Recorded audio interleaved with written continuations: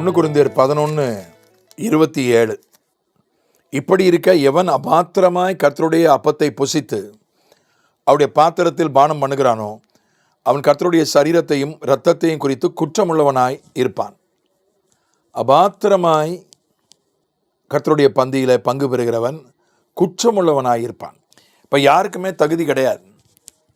கர்த்தருடைய பந்தியை நடத்துகிற என்னை போன்ற ஊழியக்காரர்களுக்கு தகுதி இருக்கா? கிடையாது.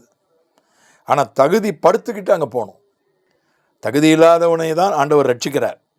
நமக்கு எந்த தகுதியும் கிடையாது. ஆண்டவருடைய பிள்ளை என்று சொல்வதற்கு, ஆண்டவருடைய பிரசன்னத்துக்கு வருவதற்கு, தேவனுடைய ராஜ்யத்திற்குள் வருவதற்கு யாருக்கும் தகுதி கிடையாது. அதான் கிருபை. தகுதி இல்லாதவனுக்கு கொடுக்கப்படுகிற இரக்கம் தான் கிருபை. ஆனால் அப்படியே இருக்கக்கூடாது. எனக்கு தகுதி இல்லைன்னே சொல்லிகிட்டே இருக்கக்கூடாது. தகுதியை ஏற்படுத்தி கொள்ளணும். நம் தகுதி இல்லாத நிலையில தான் ரட்சிக்கப்பட்டோம். ஆனால் அதுக்கப்புறம் தகுதி இல்லைன்னு சொல்லிட்டு இருக்கக்கூடாது. தகுதியை வளர்த்து கொள்ள வேண்டும். தகுதியை ஏற்படுத்தி கொள்ள வேண்டும். எபேசியர் 4வது அதிகாரம் 1வது வசனம். அதனால் கர்த்தர் நிமித்தம் கட்டுண்டவனாகிய நான் உங்களுக்கு சொல்லுகிற புத்தி என்னவெனில், நீங்கள் அழைக்கப்பட்ட அழைப்புக்கு பாத்திரவான்களாய் நடந்து. பாத்திரவான்கள்னா தகுதி உள்ளவர்கள். உங்களை அழைச்சார், அப்போ உங்களுக்கு தகுதி தேவையில்லை. வருத்தப்பட்டு பாரம் சுமக்கிறவர்களே, நீங்கள் எல்லாரும் என்னிடத்தில் வாருங்கள், நான் உங்களுக்கு இளைப்பாறுதல் தருவேன்னு சொன்னார். எந்த தகுதியும் தேவையில்லை. அவர்கிட்ட போனாலே போதும், இளைப்பாறுதலை தந்து விடுகிறார். ஆனால் அதுக்கப்புறம் தகுதியை ஏற்படுத்தி கொள்ள வேண்டும். அதற்கு நல்ல ஒரு உதாரணம் தாவீதினுடைய காரியம். கோலியாத்தை எதிர்க்கிறான். ஆயுதங்களை பயன்படுத்த தெரியாது. இராணுவ உடையை மாட்டி விடுறாங்க.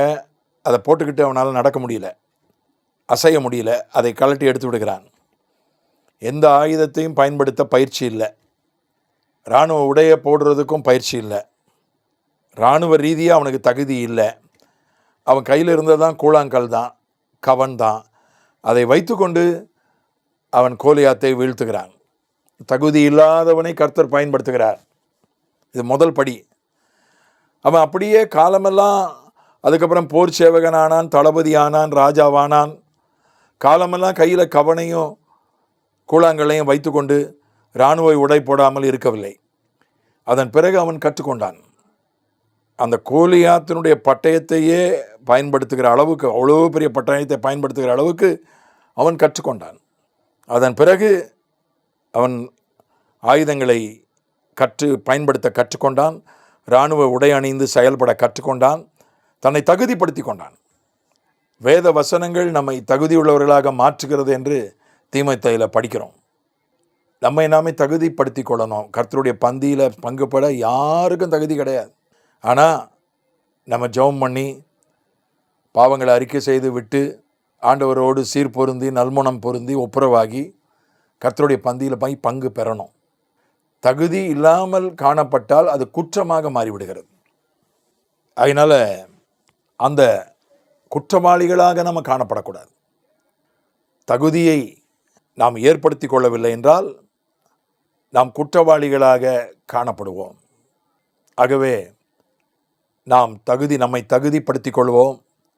வேத வசனம் நம்மை தகுதிப்படுத்துகிறது. அழைப்புக்கு பாத்திரவான்களாய் கர்த்தர் நம்மை அழைச்சிருக்கிறார்.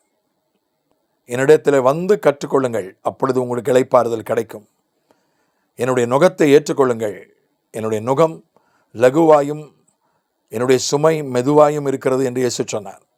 முதல் படி தகுதியே தேவையில்லை, வந்தால் போதும். 2வது படி கற்றுக்கொள்ளணும். 3வது படி அவருடைய சுமையை, அவருடைய நுகத்தை ஏற்றுக்கொள்ளணும். அதெல்லாம் தகுதி. அதனால் முதல் படியிலேயே தேங்கி விடாமல் நம்மை தகுதிப்படுத்தி கொண்டு குற்றமற்றவர்களாய் நிற்க ஆண்டவர் உதவி செய்வாராக. ஆமென்.